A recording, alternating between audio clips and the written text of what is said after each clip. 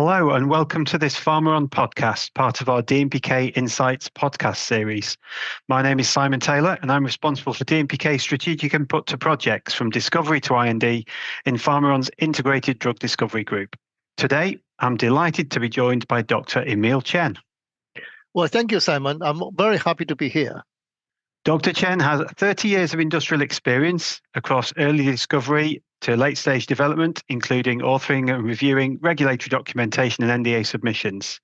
Up until March 2024, he was director in the Systems Modeling and Translational Biology Group at GSK, where he applied PBPK, mechanistic PKPD modeling, quantitative systems pharmacology, and machine learning techniques to solve project questions. Emile now works as a consultant. He has an undergraduate degree from the University of California and a PhD from Northwestern University in the field of biomedical engineering. He began his pharmaceutical career at Hoffmann-La Roche in 1993 and then joined what has become GSK in 1996, where he's led ADME and PK groups supporting early discovery through to late development DMPK projects. But more recently, Emile has focused on the use of innovative mathematical modeling and simulation methods to reduce attrition whilst enhancing the ability to predict efficacy and safety in human. And for the past 10 years, he's also designed and tutored on a series of interactive workshops promoting the use of kinetic thinking and mathematical modeling to integrate preclinical and clinical information.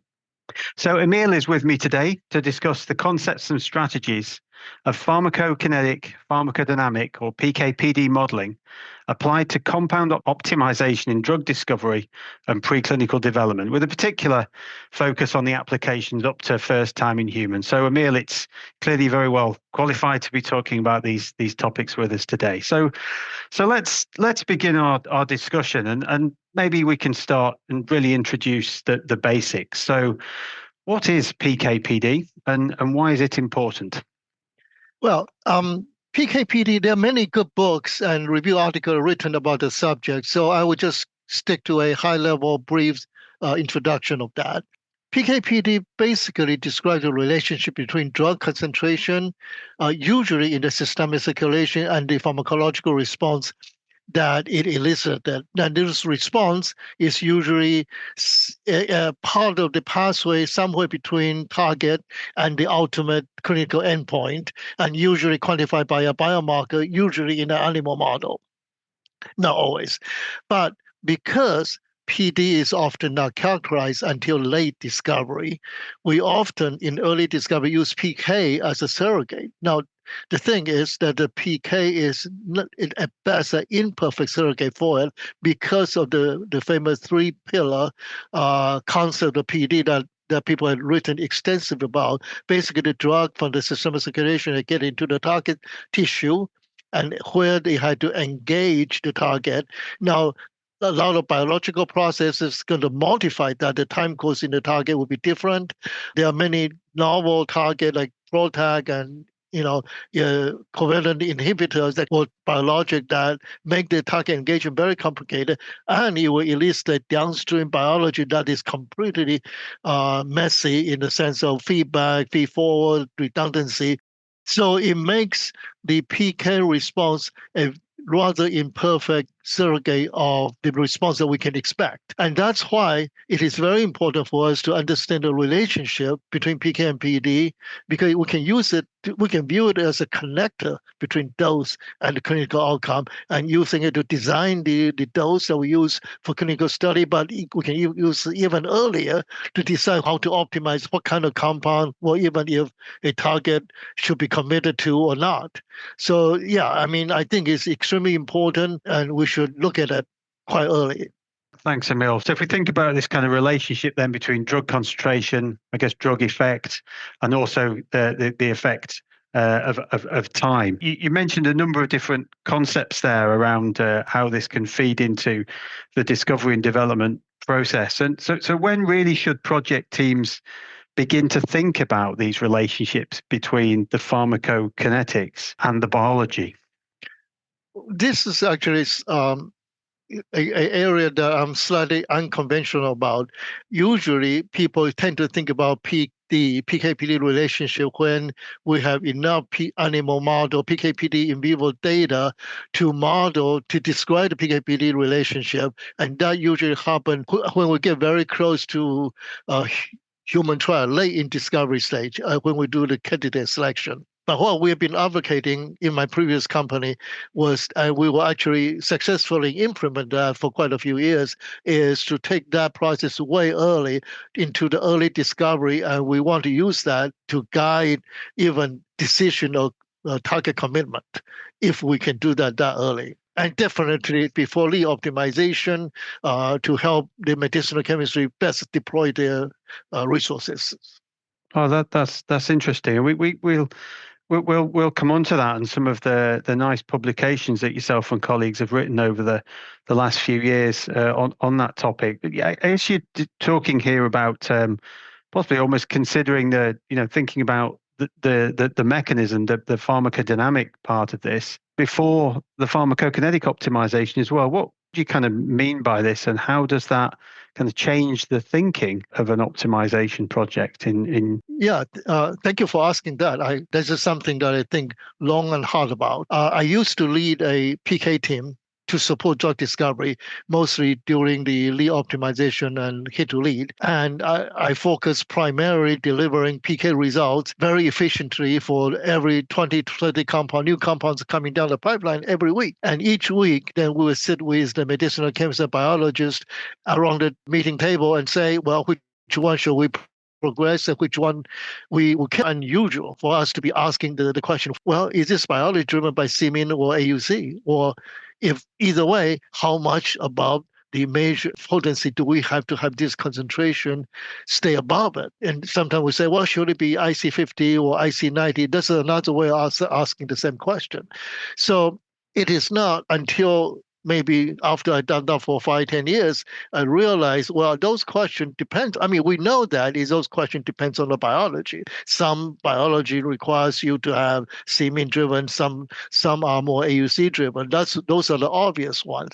But a lot of novel target, we don't know what it is. And so we end up sitting there guessing. And if we guess wrong, then of course there are consequences. And so this is when I come to realize we really, really had to do PD much earlier. We had to characterize the PK/PD relationship much earlier so that when we sit around the tables, we do have the answer to those questions. And is this just about experimental work? Because I guess at a project early stage, it may not be possible to characterize all the experimental endpoints, or are you talking here about theoretical considerations around the mechanism as well, potentially thinking about other related molecules, related mechanisms where knowledge can be transferred from previous projects or maybe even the clinic? I think the question really is, you're suggesting it doesn't have to be experimental data in all cases. It can be theoretical, and then we start to move into the modeling side of applying the modeling to fill in the gaps? Yeah, that's another wonderful question. Traditionally, we view PK/PD modeling as data-driven. That means that particularly in vivo data-driven for animal models. And if we do that, then obviously we are limited by the availability of the animal model, which, as we discover new novel targets, the animal model may not be that quick in developing a new animal model for every new target we decided to commit to. That's always a challenge. And also the resources is much more intensive. I think that the resource intensity is not as big of an issue because you just need to do the study once. You don't need to do it for every compound. Once you get a concentration relationship characterized, it's a good investment. We can do it with a tool compound if the model exists. But a lot of time the model doesn't exist. And that's where the challenge is. And this is where you need to come in with a different mindset, with different strategy. Instead of being data-driven, particularly in vivo data-driven, we need to leverage information from all kinds of sources, including knowledge in the literature about the physiology process involved. And there are a lot of knowledge around there in terms of the time course of the biology as they move, whether they are feedback or not, whether they are redundant as they pass away. We can borrow a lot of that from the literature. And then we bridge the gap with some key in vitro studies, which we have done before.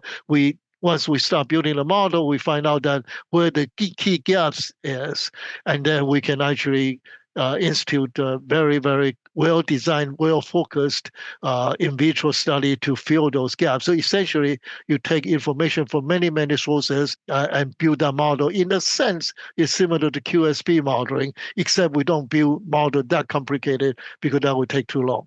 So you mentioned earlier on about the thinking here perhaps being unconventional. So I think traditionally in a project, medicinal chemists would look to optimize the potency first. We would then move into possibly tier 1 ADME screening, looking to lower intrinsic clearance, improve half-life, improve absorption potential. Perhaps, as you say, with a kind of more generic approach at that phase of the project. And you're suggesting here that there's kind of much more deeper thinking put into the dynamics and the interactions of the biological processes to actually define what is actually needed for the best opportunity to define or to achieve efficacy, and then clearly at a reasonable dose. So I know over the last 2 to 3 years or so, you and co-workers, you've authored a series of extremely kind of interesting articles, I think, which explore these concepts in more detail. You referred to it as model-based target pharmacology assessment, mTPA, and you described how the kind of traditional approaches in discovery focused on optimization of PK properties in advance of gaining this deeper understanding of the PK/PD relationships, as you've talked about. And this obviously often delivers more favorable generic PK properties before the PD has actually been identified or evaluated. So how does this mTPA approach differ, and what are the advantages this can have in a drug discovery environment and to kind of project progression? Let me take a small step back and answer the question, what if we don't? Right. So if what's wrong with using a generic ADME property criteria and potency criteria to design our molecule, to optimize our molecule, and then we look at PD, what could go wrong with that? I mean, sometimes it's perfectly fine. I mean, and often there are some clear cases that we can do that. But there are also many cases that when we have done that we actually either progress a compound that turned out to be ineffective, or that we actually had a perfectly effective compound that we didn't realize we do have, and keep throwing them away and keep looking for a better one when we don't need to. And I certainly have in my past, I mean, in the two most extreme example is that let's look at, whether it's C-mean driven, the trial driven, or C-average driven, or AUC driven. So if it's actually a average concentration driven process and you accidentally think that it's C-mean trial concentration driven, then you might actually go after a very long half-life compound, long enough to have the C-mean above certain level when you actually don't need to. And then you could have a compound that is already working perfectly, but then you didn't realize that. And you keep saying, okay, I need a better compound with longer half-life, but we don't. A medicinal chemistry strategy for a long half-life compound obviously very different from the one that doesn't, right? On the other hand, if you have the opposite expectation, you think that it's actually CF driven when it's actually C-mean driven, well, then you could actually say, oh, this one is good enough, let's progress, and actually turn out to be not. And then the worst case scenario is you find out too late in phase 2, and then you have to redo a lot of work, and that's certainly not desirable. I think that this question need to be answered as early as possible. Certainly prior to significant medicinal chemistry resources being invested, so that we don't waste a lot of time, right? And so that is kind of what we've been advocating. And you don't need to do this for every project. Sometimes the biology is very obvious, and then you can do a triaging decision to say, okay, this compound we know is clearly this way, so and the other compound is that way, and you don't need to do the so-called model-based pharmacology target engage assessment. But there are some that are novel target that have complex biology, then those are where this is most benefited. And the approach that we take is we're taking a page from what the antibiotic and antiviral compound, the therapeutic area has done for years, called dose fractionation experiments, which they sort of take one compound and dose 10,000 different ways to see, which one give you more response than the other, and then deciding what is driving the efficacy, what's the PK driver, endpoint driving efficacy. What we've been doing is similar to that, except we don't do the experimental work. Instead of running 10,000 experiments, we focus on running a few key experiments. It could be in vitro, it could be leveraging literature information, like I said before. But then once we've done that, we build a PKPD model, mostly a mechanistic PKPD model, and we use the model to do the exploration. And that's what we call a virtual model-based exploration. And so we use that model to do dose fractionating experiments, and then using that to figure out what is driving the efficacy. And I understand, so you generated a virtual library of thousands of molecules, all with differing properties, allowing you to explore the impact of these different ADME and PK properties on dose, essentially, based on certain PKPD models. Can you describe that in a little more detail about what that process was? So how you designed that compound library? What type of PKPD models did you use to explore the different biologies? So there are three different ways that we do that. And the first way, depending on the question that we're trying to ask, if we are trying to decide whether the target is worthwhile committing or not, we don't even need to design the library or compounds.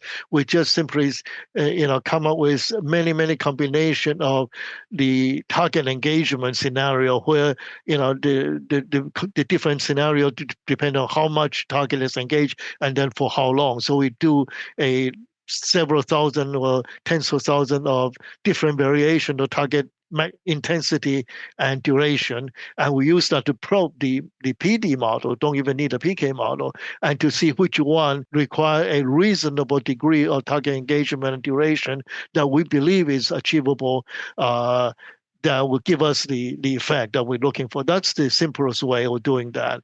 The second way that we do, once again, it does not require us to design the virtual compound library yet, but it's just simply, if the question is what ADME property, what PK property is needed to elicit the desired response, what we do is we use Monte Carlo simulation to generate tens of thousands of combination of ADME properties. And this ADME property does not need to be rooted on compound structures. We just because we have done, the big pharma has been done, PK study for decades, and we have tens of thousands of compounds or more in our library. So we sort of pretty much know what's the range of possible ADME property that all the compound can have, and we basically explore that ADME space, property space thoroughly, and use that to generate PK profile, to generate PK responses, and then we ask retrospectively, after we have this 10,000 virtual combination of properties, which kind of combination of property are optimal and is required for the response that we need. What type of pharmacodynamic responses did you explore? There are the indirect responses, and fast and slow turnover targets, etc. What do you find when you looked at these different pharmacodynamic scenarios in terms of the impact of the PK properties? So we actually built a mechanistic PK/PD model for every project that we support on this, using this paradigm. And so it's usually go beyond, the real discovery compound biology usually go past the literature library of PD models, the indirect response model, so on and so forth. Fortunately, it's usually a combination of 2 or 3 or 4 of these well-studied models that we can piece together to describe the biology. If you look at my publication, in the particular second one, I described several biology that we actually look at. You can see that they are, even though they are more complicated than the traditional PKPD model, but they are actually a combination of the traditional PKPD model put together to describe it. And so that is the time-consuming part of the process, being able to build that model very quickly in a timely fashion to support the decision-making process early in discovery. Thanks, Emile. Are there any particular examples you can cite about how you actually deployed it? Clearly under confidentiality restrictions, of course, but just kind of speaking more generically around the concepts, maybe how this was used in the early project environment. Yeah, absolutely. I'll be happy to. Before I go to that, I forgot to mention one thing. So after we ran 10,000 combination of compounds or the combinational property, we characterize each one of those. We characterize which one met the response criteria, which one did not, right? But then from that point, we need to sort out what is the compound space that is providing us with a satisfactory response. And that is a huge amount of work that need to be done if we do it manually. And this is where we leverage machine learning to actually help us very efficiently sort out the important attribute and in one combination and help us visualize that. So machine learning turned out to be a very big part of this process. And was that machine learning done to kind of set criteria and decision-making criteria and decision trees to help understand how it could be used within the screening approach? Indeed. I mean, in a sense, it is, because basically we're leveraging machine learning's ability to recognize pattern for this task. And basically you can figure out what is in common, what are the effective compound property have in common that are the ones that are good or the ones that are bad. And a decision tree is certainly one way to do that. Another one is just looking at which compound property is most important, the important feature analysis. This all fell under the realm of interpretable machine learning. And that's a very interesting field that is getting a lot of interest now recently. Definitely, decision tree is one way to do that, but we also use visualization techniques. One thing that I want to add to that is each one of the machine learning algorithms, while very effective, they can potentially mislead. For the people that have been, looking into ChatGPT and that kind of thing, we also realize that they can give you very reasonable answer, but sometimes if you look deeper, they can actually be misleading. Somebody call it hallucinating. But the point is, what we're trying to do is that we don't rely on any particular machine learning algorithm. We actually use several different algorithm to provide us the feedback, and then we use human intelligence to look at that and draw our own conclusions. Well, let's just return a little bit earlier. We talked about examples. Maybe we could just return to that, and you could use an example to illustrate how this has worked for you or been applied on a project. I can give 3 examples, and depending on time, I can be more brief on some of them. You just let me know how much to go into each one. The first one is actually way early in commit to target stage. And the question was, there were 2 targets in the pharmacological pathway that can give us the same biological outcome. Which one should we go after? Which one had a higher probability of success for us that we should go to? And turn out, so basically we built a very quick model for that. We even leveraged some of the clinical data on another market compound that has described mathematically the downstream biology. We use that and combine with in vitro data that we have for earlier part of the pathway. And we did this exploration and find out that one of the target has a much higher, easier to achieve the effect that we want than the other one. And at the time, they already had some in vitro data suggesting how much target can we engage for how long for each one of those 2 targets. And when the analysis come down, they actually help us, focus, prioritize one of the target more than the other. So Emile, just before we move on, so that's basically saying that the success criteria for this was whether you could achieve feasible compounds within an ADME space that would allow you to deliver a certain extent of efficacy. Is that correct? And what was the probability of success of achieving that with one mechanism or the other mechanism? Excellent question. In that particular example, we didn't actually even get to the AMI part. We just simply look at how much target engagement and for how long is needed. And so for one mechanism, it turned out that we need to have 90% or more target engagement for 24 hours. And at that time, they already knew that 90% target engagement is not possible. From their in vitro experience. And the other target only require 50% target engagement for 16 hours. And then that certainly is something that we feel is possible.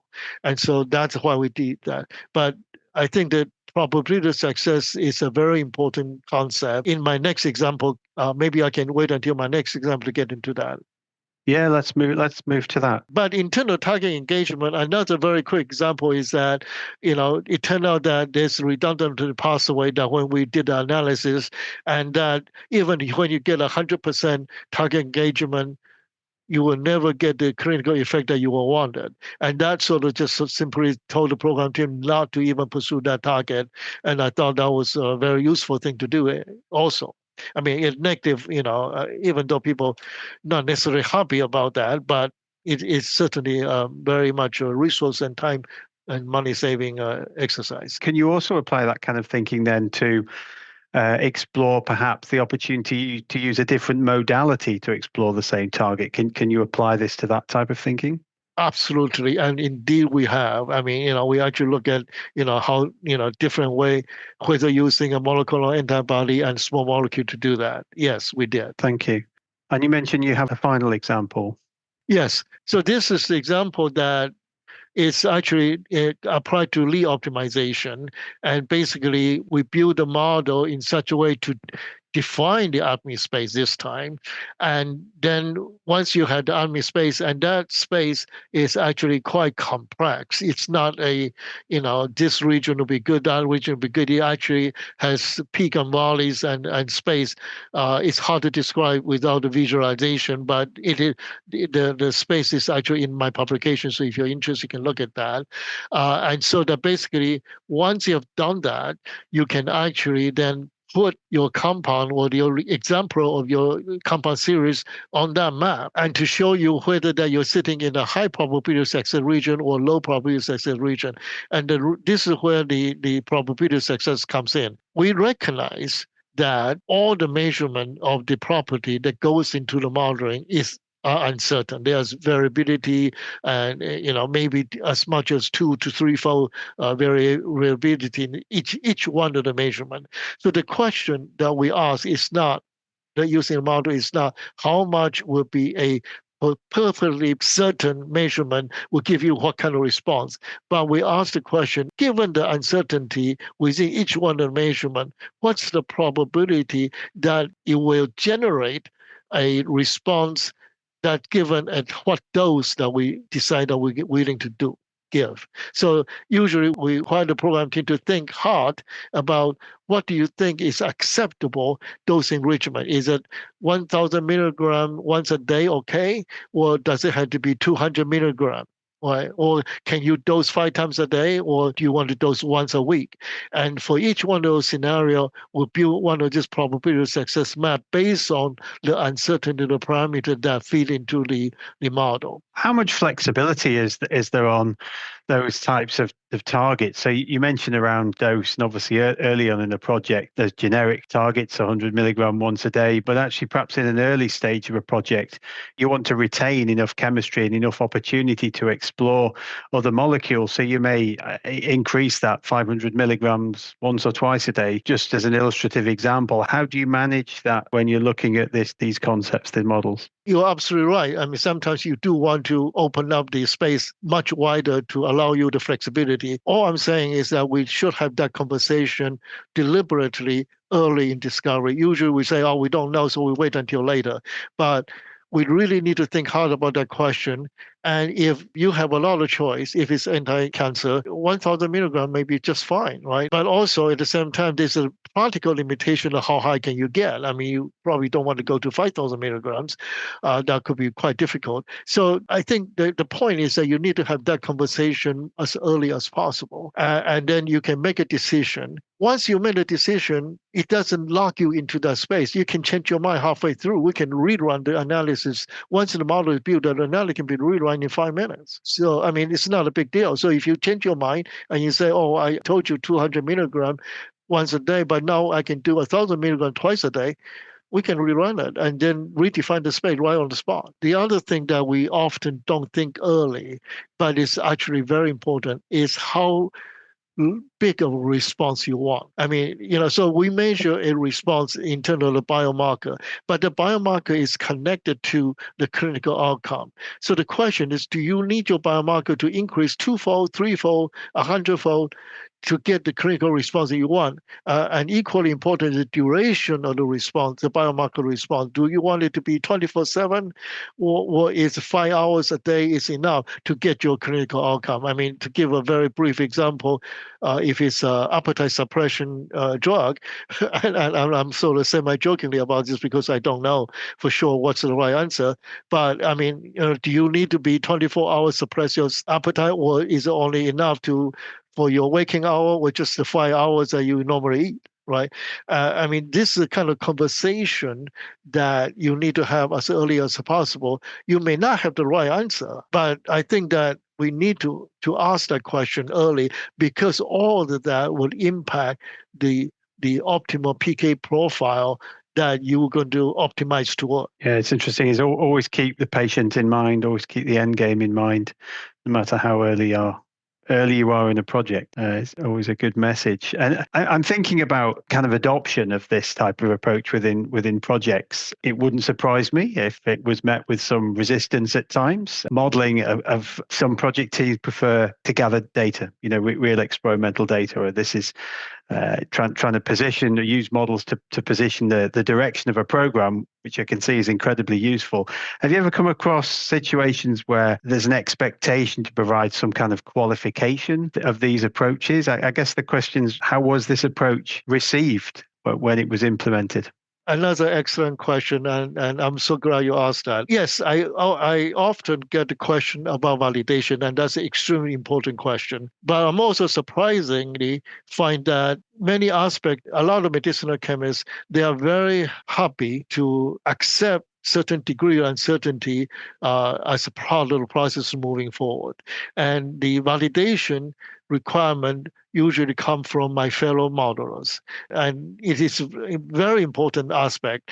The problem is that there's no easy way to validate these models in the sense that we hope to achieve in the late stage development process. In the late stage development process, we not only have data, in vivo data, we have human data, right? And so we can actually validate the model to the extreme, and that'll be perfectly fine. In early discovery, not only we don't have a lot of data, we don't have a lot of project-specific data, we also don't have our knowledge about the biology still evolving.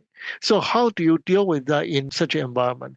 Now, first of all, the way that we build a model is by piecewise optimization. We borrow information from different sources. If downstream biology is shared by another market compound that has already been modeled PKPD wise, and published, we borrow the downstream process from that model, because if we know how the biomarker is related to clinical outcome and there's a mathematical model for that, we borrow it. But then earlier on, if we have in vivo data, we'll use it, and in vitro data, then we'll use it. That means that we had to validate the model in pieces rather than in totality. And we do certainly validate the model in pieces, but what we're not able to say is for sure is that if we piece it all together, then we can validate the model to predict the human dose, human response. There's no way for us to do that. To do that, we don't need. If we can do that, we no longer need a model, right? So we take another view of this, is that we view the modeling not as the way to accurately depict the true biological process that is actually happening.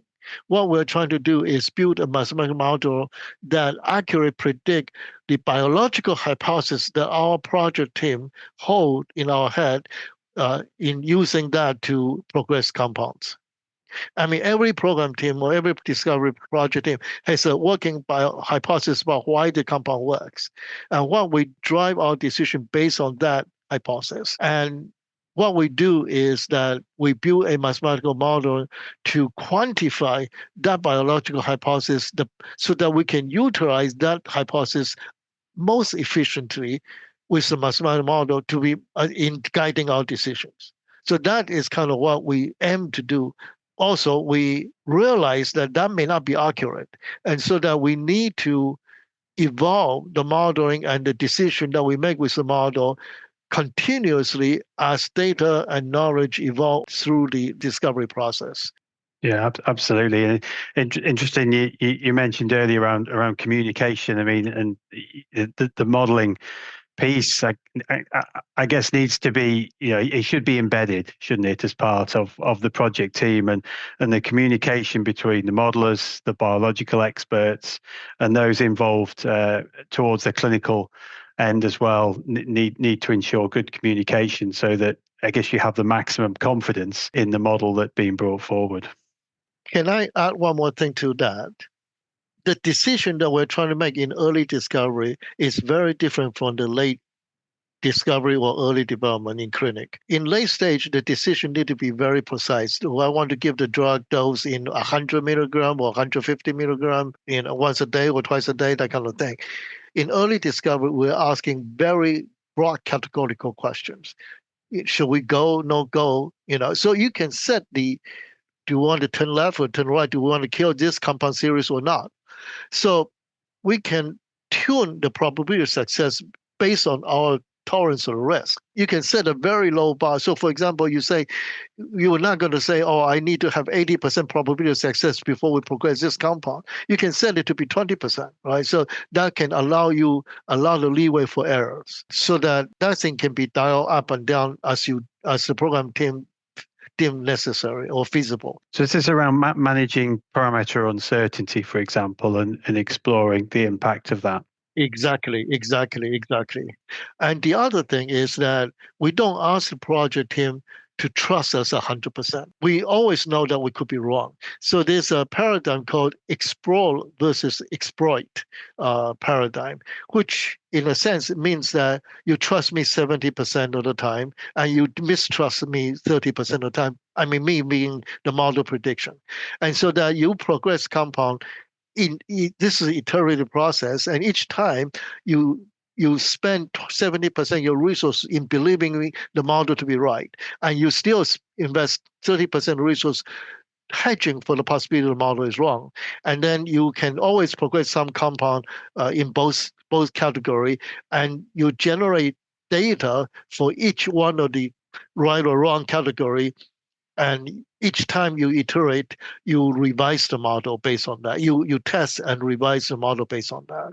So this is called exploit versus exploit, so that we don't accidentally get trapped in a corner because we overly trust the modeling. In fact, I won't even trust my model 100% for sure. And if you have multiple biological hypotheses, competing hypotheses, then we'll build multiple model for that. And human make the decision on top of this. You will hatch between the different scenarios or hypotheses being right or wrong. Thank you, Emile. Well, I mean, we've covered a lot of ground today on how this approach and considering the dynamics and the biology much early in a project can open up opportunities for optimization and progression and providing strategic direction to the project. It's been fascinating to explore this with you in more detail. I also know that since leaving GSK, you've been hard at work authoring a book, so we may as well give it some promotion. I understand it becomes available kind of during the summer of this year, and there's a practical guide for pharmaceutical scientists on the use of PK and PD.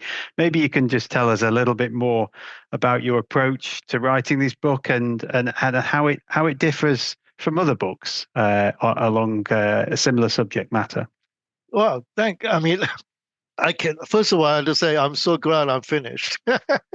It took me 6 years to get to this point, and I'm just so glad that I don't have to wake up every morning and say, oh, I got to go write a book. The reason I end up writing this book is the recognition that there are two reasons why I end up writing a book, because there's certainly a lot of PKPD books out there already in the market. But first of all, if you scan through the bookshelves, most of them are written for clinical application or late discovery application, and there are very little that are written for early drug discovery, as I kind of described today with you in our podcast. How do you apply PKPD in early Lee optimization, hit to Lee? What do you have to think about in terms of, when you select a target, that kind of thing. And so one of the things is that I feel that drug discovery can use a good PKPD book. So that's kind of one of the reasons why I wrote that. The secondly is that a lot of PKPD books are more focused on the principle and PKPD in science. And that's, of course, is extremely important. But less often you see is how do you apply the PKPD principle in everyday decision? Particularly in early discovery and in clinical, yes, there are examples of that. So the question is, how do you use this concept to solve the problem that I'm facing today in choosing between two compounds? Which one should I progress? And so what I'm trying to do is introducing briefly the PKPD concept, referencing other wonderful books and review articles about those concepts, but focusing more on everyday problem that a discovery scientist may face in solving that, and using example to showcase how those questions being solved.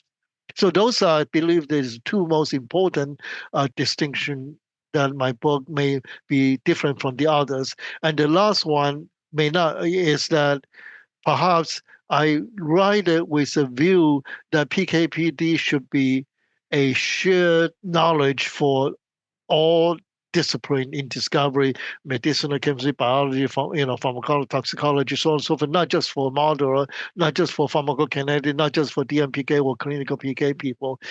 It is really because when we discover a new drug as a village, as a team, and everybody need to be able to speak a common language. You don't need to be an expert in everybody's field, but you need to know enough about each other's field, and I try to serve that purpose from the PKPD point of view. Oh, thanks, Emile. Look forward to seeing that later this year. So, Emile, many thanks for joining me today. We'll close this podcast now. It's really been a fascinating and insightful discussion on PKPD applied to early drug discovery. Thank you for the opportunity. Always enjoy talking about it. Thank you all for listening to this episode of Pharmaron's DMPK Insights series. We'd like to remind you that our DMPK webinar series is also available on demand, and it covers a variety of key questions related to DMPK science in drug discovery and development. Stay tuned for more podcasts in our Pharmaron DMPK Insights series. Thank you, and bye for now.